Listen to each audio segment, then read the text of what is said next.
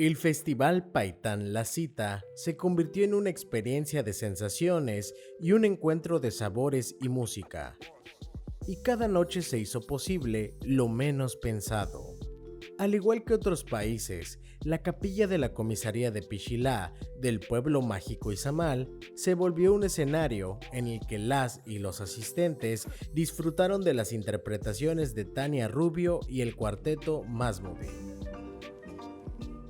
La velada cerró con una cena a cargo de la chef Claudia Ruiz Santis, mujer de origen chiapaneco, considerada una de las 50 mejores chefs del mundo y quien deleitó a todas las personas que se reunieron alrededor de sus platillos llenos de sabores.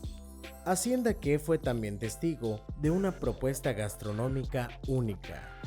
Bajo la luna y el cielo estrellado, el chef yucateco Helio Shicum llevó a sus comensales en un viaje donde se honró el trabajo y la historia de cada ingrediente. Y hoy en día les puedo decir que por medio de mi cocina protesto. Por medio de mi cocina siempre digo que están sucediendo cosas que son muy importantes para nuestra comunidad. Paitán La Cita cumplió lo prometido y transportó a las personas a un encuentro con otras culturas.